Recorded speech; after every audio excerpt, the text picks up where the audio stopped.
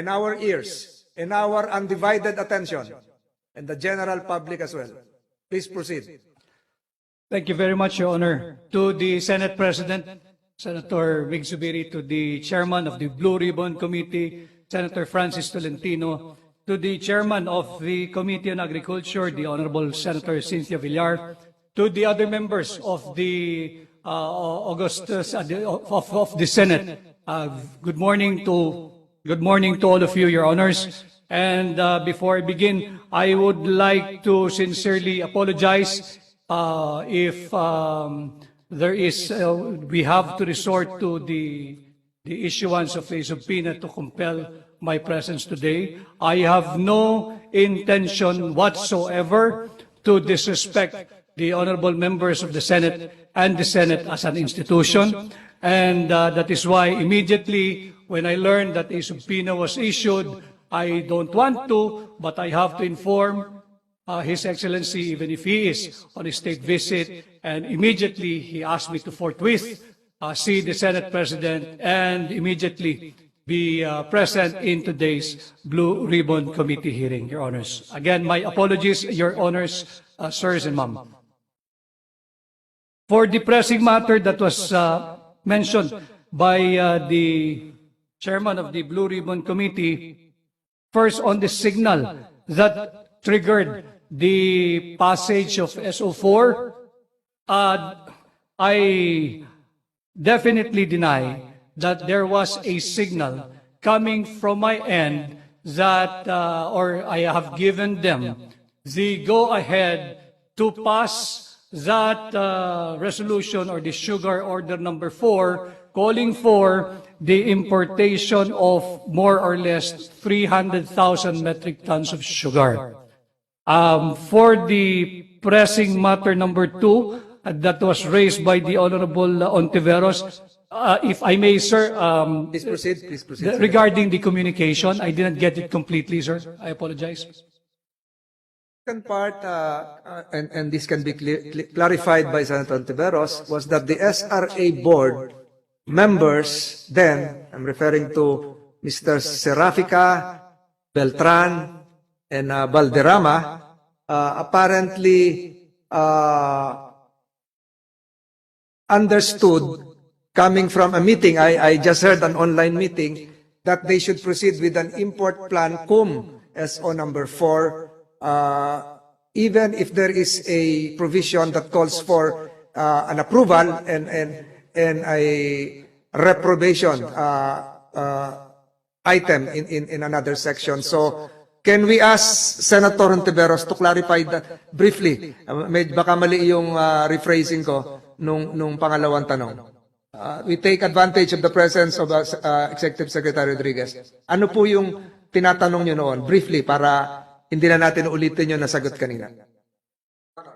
Salamat, Mr. Chair, at magandang tanghali din po, Mr. Executive Secretary. It's good to see you here finally po to clarify these questions.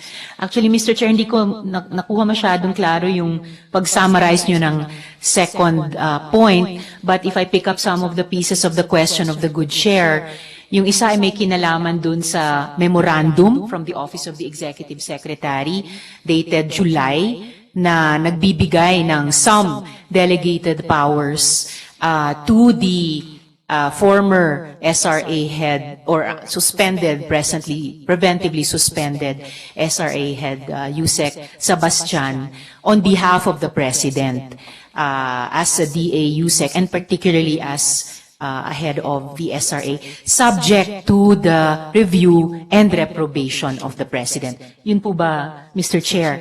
Although wala naman ako po akong tanong tungkol doon, mas I made it of record also that in fact, it would seem na sina Yusek Sebastian et al. Acted on the basis of that memorandum from your office. Salamat, Mr. Chair. Mr. Executive Secretary, you can reply. Thank you, Mr. Chair. Regarding if they have acted on the basis of the memorandum issued, granting additional or delegating additional authority to the Senior Undersecretary Sebastian then, Your Honor, we made it very clear to them that we are requiring for the submission of an import plan prior to the passage of a sugar order. And as I have mentioned during my appearance last August 23, that we were still in the process of determining the basis of their suggestion on whether to import 300,000 metric tons of sugar or not. Ang gusto hong malaman ng Pangulo, unang-una, ano ang nangyari, consumed na ba yung 200,000 metric tons? At kung ito'y na-consume na, ano ang ating magiging basihan kung bakit tayo mag-i-import uli based on the proposed SO4, kaya ho kami humihingi ng import plan. Wala po, Your Honor, na pagkakasunduan o naaprobahang import plan, kaya wala pa hong basihan din yung pagpasa nila ng SO4. Dahil hindi pa ho nila mabigay yung essentially process of liquidating yung 200,000 metric tons na produkto po ng SO3. Nandoon pa lamang ho kami, kaya nga ho nagulat kami pareho ng ating Pangulo, bakit nagpasa ng SO4 at bakit 300,000 metric tons ang ipinipilit na ating iangkat muli. Mr. Chair, if I may as a Is follow-up. this related to the... Yes, to this question, proceed. Mr. Chair. Salamat po. I would like po to read a portion of the testimony of the good Executive Secretary himself when he appeared before the Blue Ribbon regarding that August 4 meeting. I'm reading here from pages 153 to 154 nung nagbigay ng presentation si ES sa Blue Ribbon. Sabi dito, this is the transcript of what the good ES told the committee. On August 4 Thursday, in a meeting again in Malacanang, we were told by Yusek Leo Sebastian that as of 3 August 2022, or the day before the meeting, the SRA has reclassified 62,000 kilos of sugar from C to B. In a meeting with then SRA Administrator Serafica, and in the presence of my Senior Deputy Executive Secretary, the Deputy Executive Secretary for Finance and Administration, and the Deputy Secretary for Legal Affairs, and as well as the presence of Dr. Molly Chong, the President of the PITC, I asked for the specifics on the status of the 200,000 metric tons sugar, part of Sugar Order Number 3, and on that occasion, 4 August, many figures were given, but seemingly, the former administrator himself is uncertain or unsure of what he was citing or what he cited. The meeting concluded with the following matters for action.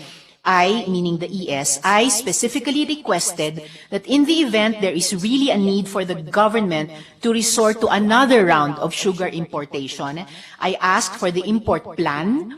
I also asked who will be accredited, and an answer to our query if the PITC may import on behalf of industrial and for home consumption sugars. And finally, if we may be given a draft sugar order for their proposed 300,000 metric tons new round of importation. So I'm asking the good ES, Mr. Chairman, to confirm to the committee, confirm again, since it is in our transcript, if indeed he told the committee when he first appeared, made the presentation to us, that in that meeting, malinaw po sa transcript, mayroon na pong pinag-usapang 300,000 metric tons na babanggitin sa importation plan, which in SRA language is importation program, which is embodied in a draft sugar order. Meron na pong 300,000 na binanggit, Mr. Chair.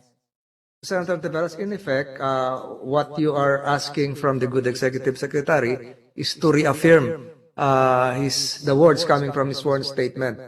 Yes, Mr. Chair, which actually contradict what he just told us now, na walang pinag-usapang amount. Pero mismo sa kanilang presentation last time, nasa transcript ng Blue Ribbon, ito nga po yung isang follow-up question ko sana, do you confirm that you heard the proposal to import 300,000 metric tons? Dahil nasa transcript na po ng Blue Ribbon nung una kayong nag-present, Good ES, na may amount na pinag-uusapan at pinag-iisipan noon na 300,000 metric tons, Mr. Chair. Mr. Executive Secretary. Thank you, Madam Senator. Mr. Chair, wala hong debate at hindi ko ho tinatanggi na simula pa lamang ay yung amount na 300,000 metric tons ay isinusulong na ng SRA Board.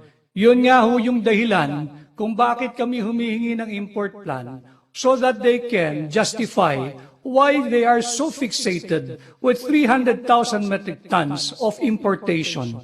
That will be the subject matter of DSO4. I am not denying, Mr. Chairman, that the amount in terms of quantity of 300,000 metric tons has been mentioned many times.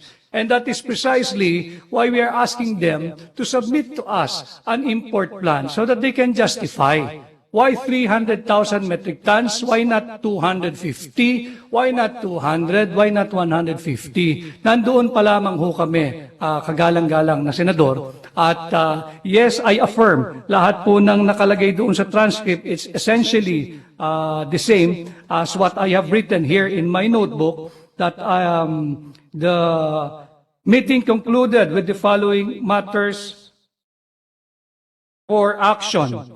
Number one, the import plan. Two, kung sino ho yung ma-accredit at kung masagot nila yung katanungan, kung maaari bang mag-import mismo ang PITC on behalf of the industrial and for home consumption. At yun nga ho, yung draft sugar order for the proposed 300,000 metric tons. Again, bakit po 300,000? Because that amount, that quantity, ay galing po sa kanila paulit-ulit yan. But we will rely essentially on the import plan if they can justify it or if we ourselves can be convinced na kinakailangan nga 300,000 metric tons ang ating iangkat. Dagdag ko lamang ho, para lang din po siguro klaro, wala rin naman hong debate kung dapat tayong mag-angkat o hindi. Dapat po tayong mag-angkat. Nahinto lamang po kami, Your Honors, kung magkakano in terms of quantity yung ating dapat iangkat.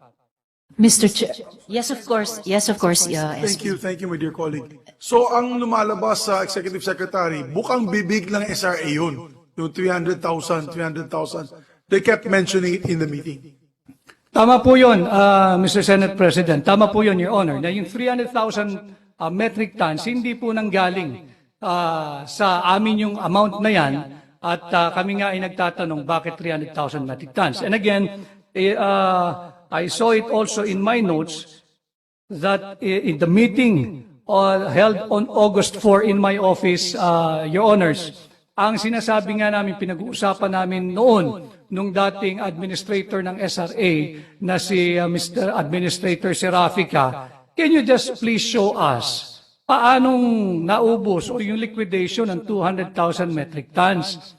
In fact, ang tanong ko ho noon, yung 200,000 metric tons ba, lahat yan ay landed?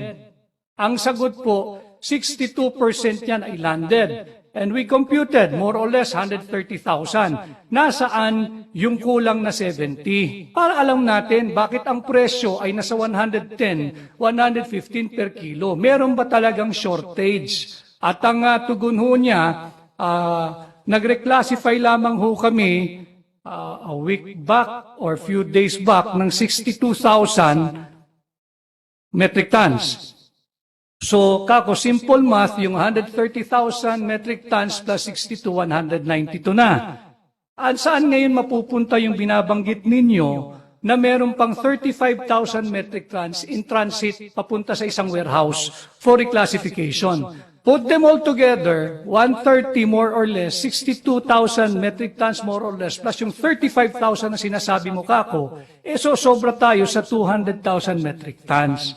Sabi ko sa kanya, yan ang mga importanteng detalye na gusto sanang makita ng Pangulo. Bago tayo mag-finalize, kung magkakano, again, in terms of quantity, yung dapat ho nating i-import, Your Honors, please.